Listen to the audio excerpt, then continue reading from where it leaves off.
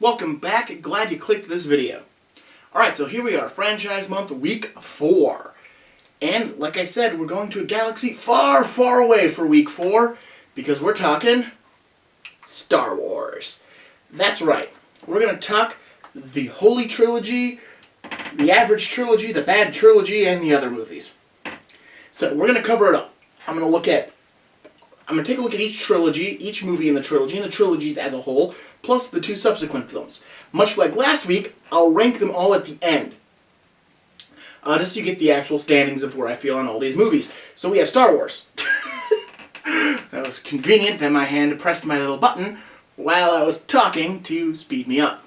Alright, so we're going to start not talking about any of the trilogies, but our 2 non-trilogy films, Rogue One, a Star Wars story, and Solo, a Star Wars story. So these are obviously the non-trilogy films. They take place in between the prequels and the Holy Trilogy, the original trilogy. I don't know how many more times I'm going to call it the Holy Trilogy, but who knows. So, Rogue One came out first, and overall, I like the story of this one. It's an interesting story. I like how it connects into the rest of the series without needing any of the characters from it, although Darth Vader being there is a nice addition. I don't think it's overly preachy as some of the Star Wars movies have become, and I think it definitely is trying to tell a valid story, a good story. And that's what you get from it. Basically, it's about how the plans for the Death Star were gotten, how they got the plans for the Death Star, so the Rebels could attack it in the first Star Wars movie. That's what this movie is really about, and I think it tells a really good story that way. Moving on to Solo, a Star Wars story. It's alright. I have no real great emotion. I saw it in theaters. I haven't had the need to watch it again since then. I have a copy of it sitting somewhere on one of these shelves around here. I just haven't watched it since. It tells the story of Han Solo. If you needed that prequel movie, if you were dying for the Han Solo prequel film, well, you got it. It's right there. It's Solo, a Star Wars story. Whether or not we needed it, who really knows? It's not a great movie. It's not a bad movie either. It's pretty decent for what it is. So, let's talk about trilogies. So, I'm going to non-discriminately start with the worst, and that is the new trilogy. Star Wars The Force Awakens, The Last Jedi, and The Rise of Skywalker. So this is the newest trilogy that have come out in the last couple of years. To put it simply, not bad, trash, decent, actually. The Force Awakens isn't a bad movie, though after rewatching it, after the other movies have come out, it is a very coincidence-laden movie. Like, there's a lot of coincidence going into getting this story off the ground, which is just weird after you've seen it all, because you do go back and there's just a lot of coincidence going on. Just a more random happenstance than one can accept. And not that there isn't random happenstance in the original trilogy, but it's like one step less of random happenstance. Whereas in that one, the random happenstance is that this battle happened over Tatooine, therefore that is where the droids ended up. And the droids ended up in the same place as Luke. Obi-Wan is there because of Luke, so there's no random happenstance there. Here, you have a different desert planet, because we love desert planets? And we have a battle that's taking place conveniently over there's not a battle that's taking place conveniently over the desert planet, I'm sorry. Conveniently, a rebel who knows where Luke Skywalker is happens to be on this desert planet, so that is why our droid and one of our heroes, who's barely in this movie, though is apparently one of the main characters of this series, is like in this thing for 5 minutes. They go down to this planet to get the information. They're attacked. The droid runs away. They're then taken away back up to the main ship, where they quickly escape and crash land back on the planet, because apparently the ship didn't move in the time from when things landed on the ship to when they left the ship. They didn't move, so they crash land on the planet, and that's where Rey is, because she's on this planet, and the Millennium Falcon is on this planet as well, because just makes sense. Again, there's a lot of coincidence going on. And I can look crashing on the planet. That I'm not going to put that in coincidence. But we have the former rebel leader who is on the planet. We've got Rey on the planet. We've got the Millennium Falcon on the planet. These are 3 coincidences just to make this movie work. Then you add the coincidence that the thing Han and Chewie are flying now happens to be in the same quadrant as well. So again, there's a lot of coincidence to make this movie happen. And then you have Kylo Ren as our villain who's being manipulated by Emperor Snork, or Lord Snork, Grand Moff Snart. It's a weird name and doesn't matter because in The Last Jedi he quickly dies. Well, not quickly, it's towards the end of the movie, but it's a very, like, who cares death? Like, he wasn't the big evil that we set up in the first movie. He just kind of...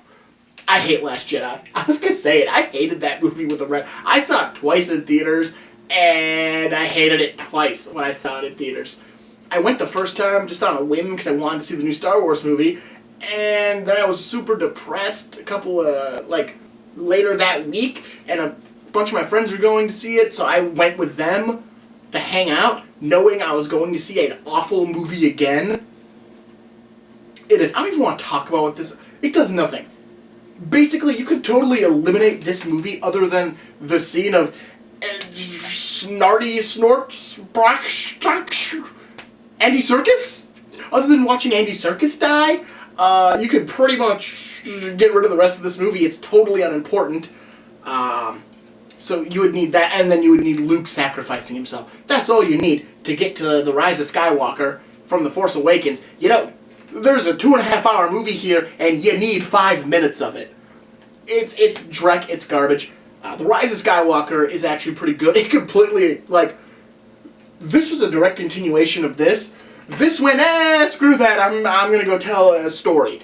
Emperor Palpatine returns. He was the actual puppet master through all of this, and Andy Serkis was a clone, and now he's gonna take over the galaxy with his Sith army. And you have Kylo Ren's working for him, but maybe not, and Rey's trying to not be the Emperor's daughter, but she is. Spoiler, in case anyone cares. This video will be released well after the movie's out on Blu-ray, so I'm not that worried about it. But yeah, it's a pretty decent movie. I like what they did with it. It definitely didn't... Everything I didn't like about The Last Jedi, which is primarily that the plot of this movie was pointless to the series, they fix in The Rise of Skywalker because the plot is... It's a simple plot, but a simple plot isn't bad. Simple plots can be good, and they do it well. So I'm going to stop talking about this and move on to the average Star Wars trilogy, which is the prequels. Phantom Menace, Attack of the Clones, and Revenge of the Sith. Now, a lot of people are now going, oh, those are so much better movies than I remember them being, comparative to the new trilogy. The fact of the matter is, ever since I was a kid, I saw all 3 of these in theaters. I believe Attack of the Clones is the only one I didn't see twice. I've always enjoyed the prequels. I like them. I think they tell a good, fluid story. They're not great movies, and I understand that. But again, I think they tell a good, fluid story, and that's what we need in this type of trilogy, is a good, fluid story. The Phantom Menace, you have young Annie Skywalker on Tatooine, where they happen to land, so you get one coincidence out of this entire damn thing, is that they land on a planet where he lives on.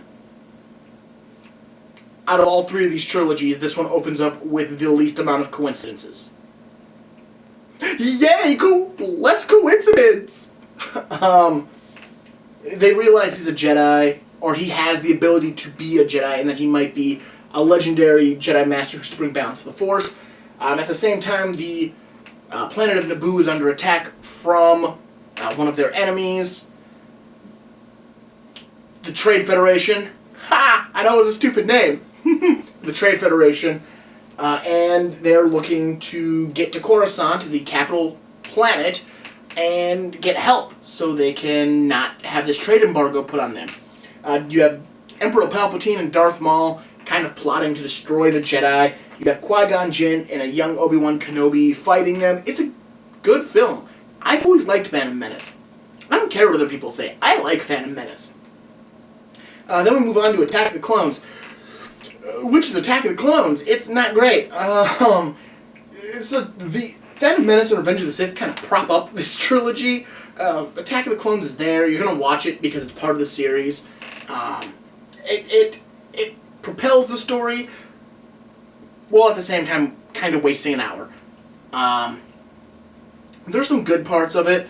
Honestly, the thing that actually propels the Clone War aspect of it is actually a really interesting story with Obi-Wan Kenobi and the cloner planet of Kamino and all that. It's an actually really interesting story. The love story between Anakin and Padme that kind of pushes the main narrative of the story, because that is kind of getting us to Luke and Leia. That's the main narrative. It's lackluster is the term I'm going to use. It's lackluster. It's not great. It's not awful. It's just there.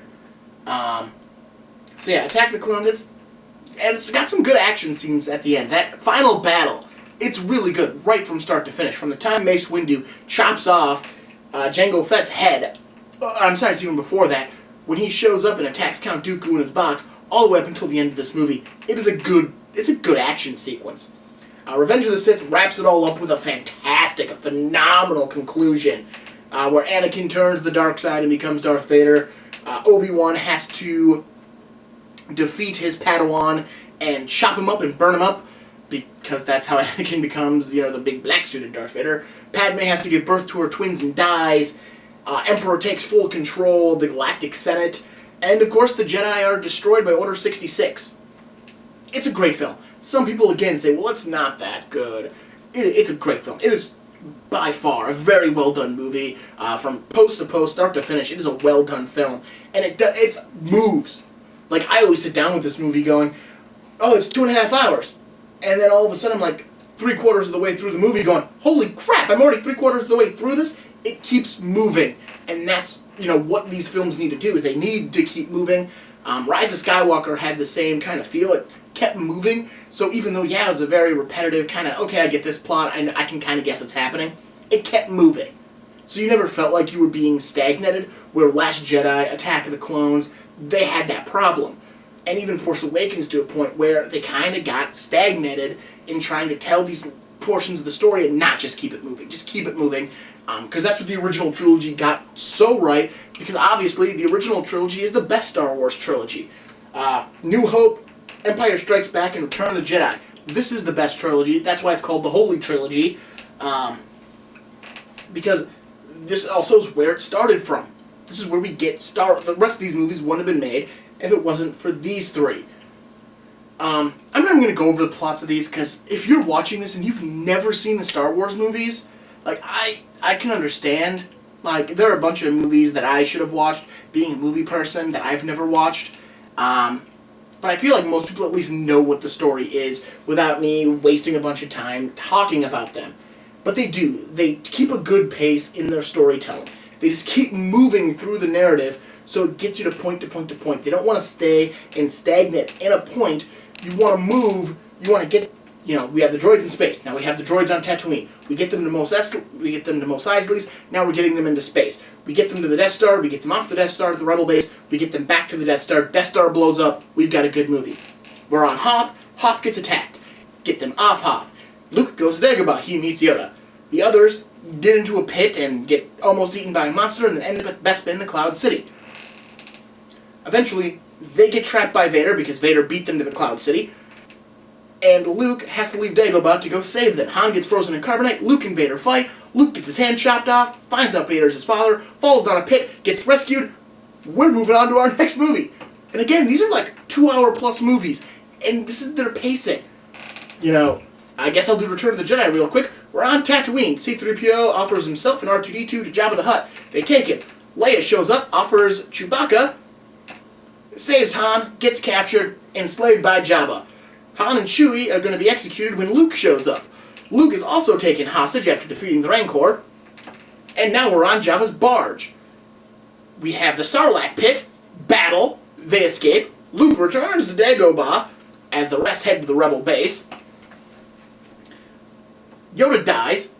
We find out there's another Skywalker. Luke returns to the Rebel base. They decide they're going to destroy the new Death Star by taking out a shield generator on the planet of Endor. Ha! I almost forgot Endor. On the planet of Endor. They go to the planet of the Endor. Speeder chase! Luke turns himself over to Darth Vader after admitting Leia is his sister. Battle of Endor. Up high, we have other ships battling the Death Star, which is a fully functioning Death Star. The Emperor watches Luke and Vader duel. Bam, bam, bam, bam, bam, bam, bam, bam. Emperor Vader goes good. Emperor's defeated. Death Star is destroyed. We all celebrate. Nub nub. Jub jub. Nub nub. Jub jub. If you have no idea what that song is, then you've never watched the original cuts of those movies. So again, they just keep moving with their pacing. And that's what really makes these movies so good, is because there isn't any, like, downtime in these movies. You just get to keep going with the story, which is definitely what makes the original trilogy so good. The acting isn't subpar. The special effects aren't great in the original versions, the versions I watched when I was a kid. It was that story. It was the story that brought you in and kept you there. And it's the thing I think a lot of the new Star Wars movies are forgetting. It's about story. So, I've talked about all the Star Wars movies. Now let's rank them. So the worst, Last Jedi. Who didn't see that one coming? Alright, next up, Attack of the Clones. Also, who didn't see that? Who's questioning my decisions here after listening to me talk? Solo, a Star Wars story. Still right on par with what everyone's thinking. The Force Awakens. No surprise there. Rogue One. I'm sure someone thought Rogue One might not have made it that high, but it did. Phantom Menace. I like Phantom Menace. But as you can tell, there's a bunch of Star Wars films I like more than Phantom Menace. Because Rise of Skywalker is slightly better than Phantom Menace. I'll admit, for being part of the weakest trilogy, it is definitely one of the better Star Wars movies. Then, we get the original Star Wars. Although it is a classic, it has started it all, comparative to the rest, is what we're doing here, so that's where it falls on my category. Then we hit Revenge of the Sith, because like I said, I really enjoy Revenge of the Sith. Then there's always the question of which one is better, Return of the Jedi or Empire Strikes Back. When I was a kid, I had a different answer to that question. The one I'm about to put up there was the original answer when I was a kid, but now as I've gotten older, it's switched, and I like the other one better. Return of the Jedi was my favorite when I was a kid. Now it's my second favorite, because I like Empire Strikes Back more. Maybe it's because I've become a cynical adult, so I kind of like the downer ending more than the happy ending of Return of the Jedi. Who knows, but Empire Strikes Back is my favorite Star Wars movie. So, that's it. We've talked Star Wars. Next time around, we will be talking Planet of the Apes. That's right, we're going to talk about the Planet of the Apes series of films. I'm excited. I hope you're excited. If you have any thoughts on my thoughts on Star Wars, bam! Leave a comment down below. Click subscribe so you get to see the rest of my videos. Hit like if you liked what you saw. And hopefully I'll get to see you next time when I'm talking apes, baby. Woo! Monkey Movie Marathon. Monkey Movie Marathon. Woo! See you next time.